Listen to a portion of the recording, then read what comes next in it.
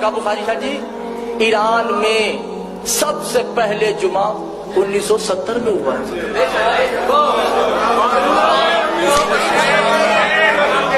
اس سے پہلے جمعہ نہیں ہوتا تھا. عراق میں 1986 میں جمعہ شروع ہوا ہے.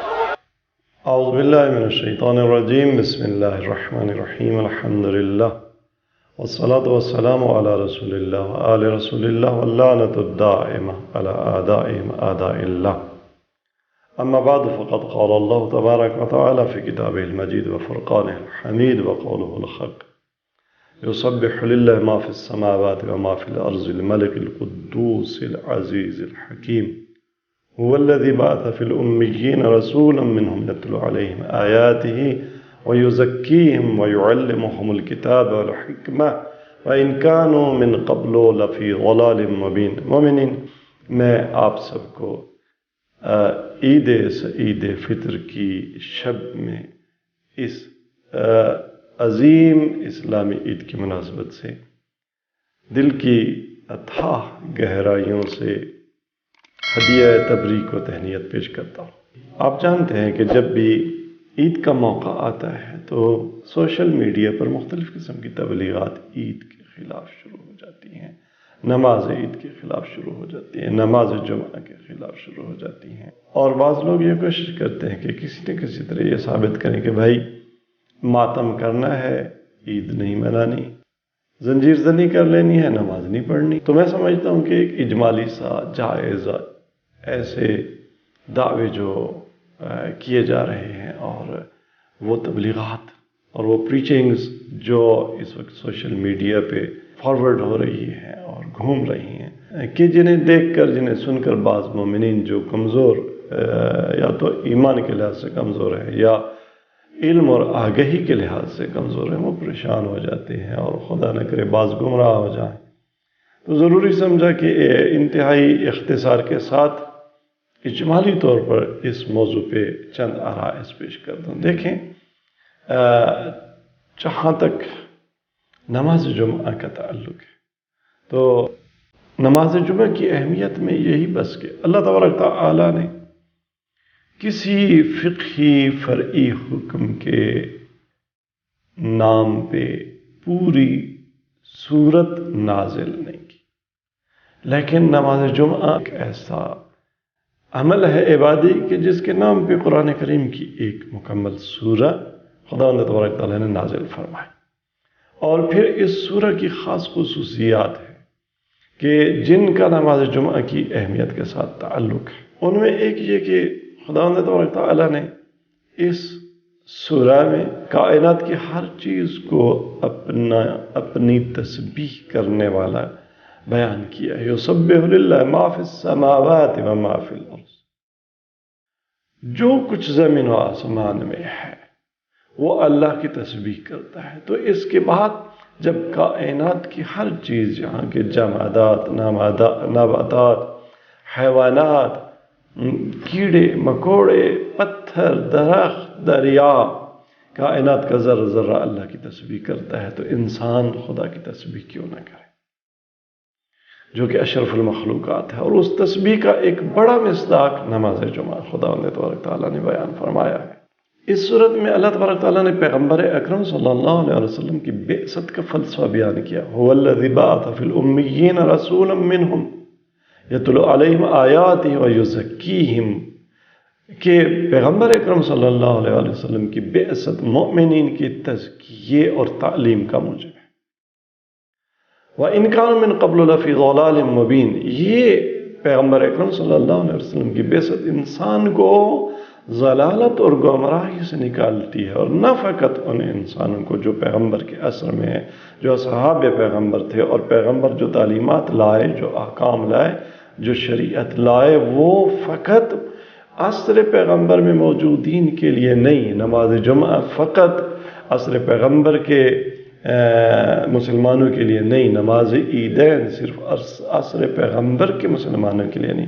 وآخرین منہم لما یلحقوا بہم، بلکہ یہ احکام شریعت ان کے لیے بھی ہے جو عصر پیغمبر میں نہیں ہے لیکن بعد میں ملحق ہوں گے. قیامت تک آنے والے ہر انسان کے لیے، ہر کلمہ گو کے لیے وہ شریعت حلال محمد، نماز محمد، احکام محمد، نماز جمعہ پیغمبر اکرم صلی اللہ علیہ وسلم، نماز عیدین شریعت محمدیہ، یہ سب کے لیے ہے، فقط موجودین کے لیے نہیں ہے۔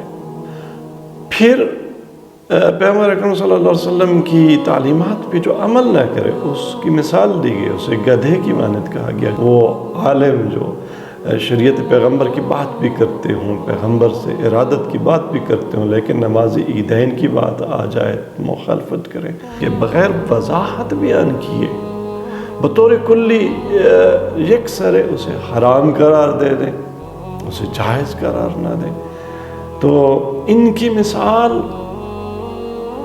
کمثل حمار یحمل اسفارا، اس گدھے کی سی ہے کہ جس پر کئی جلدیں آپ کتاب لاد دیں تو گدھے کے لیے اس کے پشت پر سینکڑوں کلو وزن کتابیں قیمتی آنے سے گدھا عالم نہیں بن جاتا۔ ایسے شخص کو عالم کہنا بھی درست نہیں ہے۔ یا ایھا الذین آمنوا اذا نودی للصلاة من یوم الجمعہ فاسعوا الی ذکر اللہ۔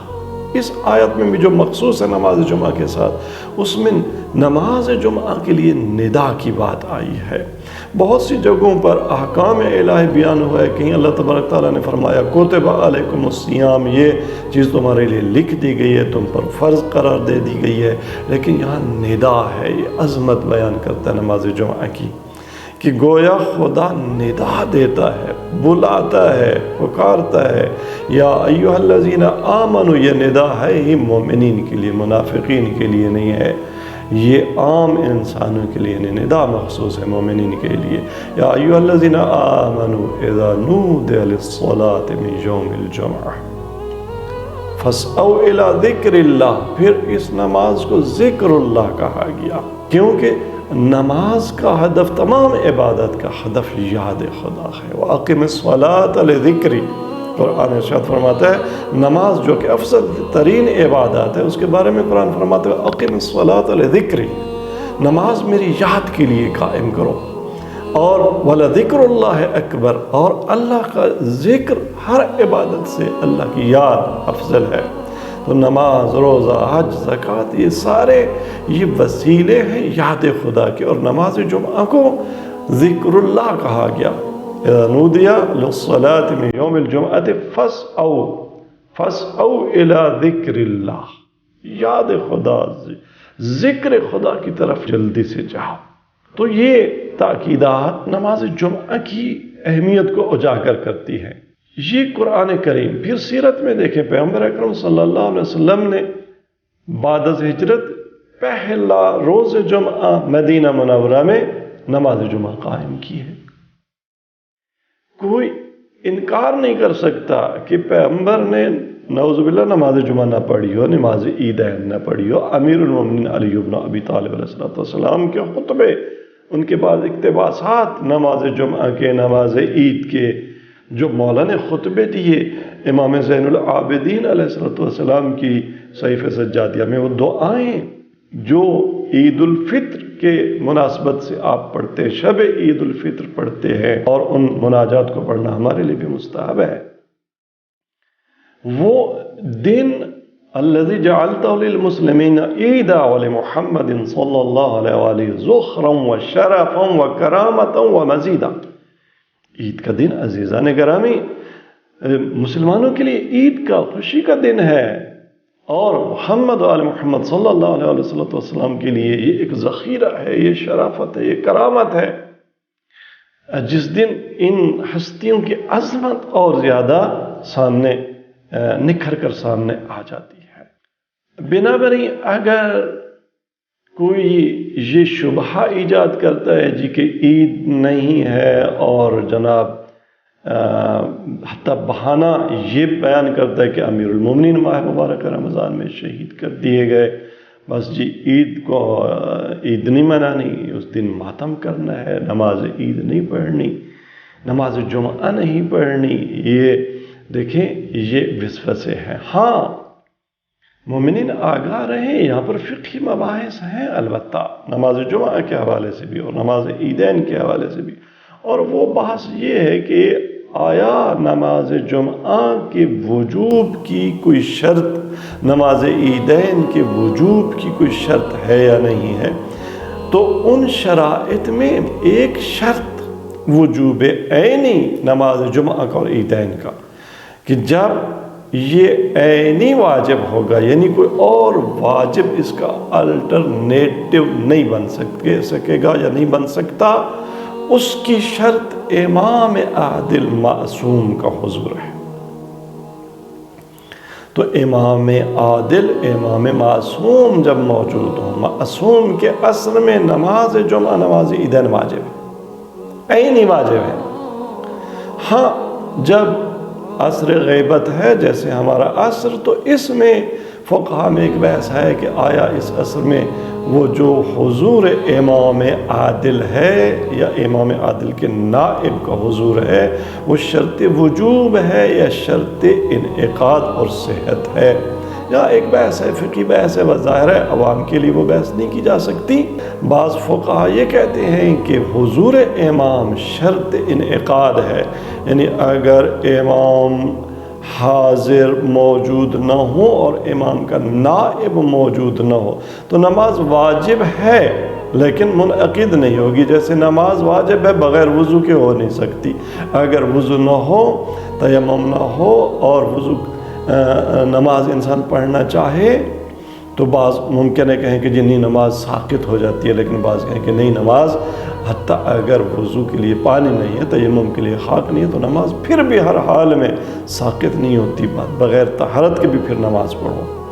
تو نماز ممکن ہے بعض کہیں نماز واجب نہیں ہوتی اس صورت میں، لیکن مستحب تو ہوتی ہے۔ اتنی تحقیقات کے باوجود بعض فقہا کہتے ہیں کہ ہاں نماز عصر غیبت میں واجب نہیں ہے، مستحب پھر بھی ہے، اور بعض عصر غیبت میں نماز جمعہ کو واجب تخیری قرار دیتے ہیں اور نماز عیدین کو مستحب قرار دیتے ہیں کہ مستحب ہے اگر عصر امام نہیں ہے اور اگر امام موجود نہیں ہے اور امام کا نائب موجود نہیں ہے۔ لیکن چونکہ فقہا جامع الشرائط کو امام کا نائب عام قرار دیا جاتا ہے، فَإِنَّهُمْ حُجَّتِي عَلَيْكُمْ وَأَنَا حُجَّةُ اللَّهِ عَلَيْكُمْ، جیسے معصوم کا فرمان ہے فقہا کے بارے میں، جامع الشرائط فقہا کے بارے میں، کہ وہ تم پر میری حجت ہے، میں ان پر خدا کی حجت ہوں۔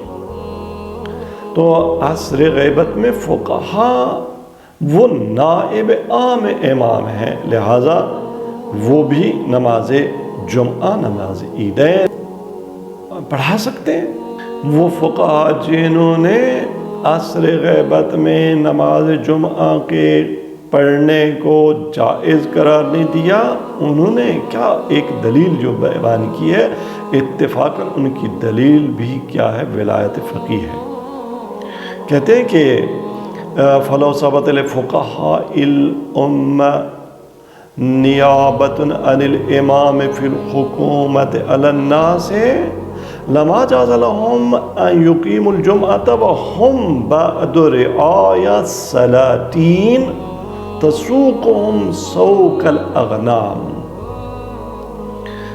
یہ جو بعض لوگ کہتے ہیں کہ جی نماز جمعہ ایران میں نہیں ہوتی تھی، عراق میں نہیں ہوتی تھی، فلاں سن میں شروع ہوئی، یہ بات درست اگر ہے تو اس کا ایک پس منظر ہے۔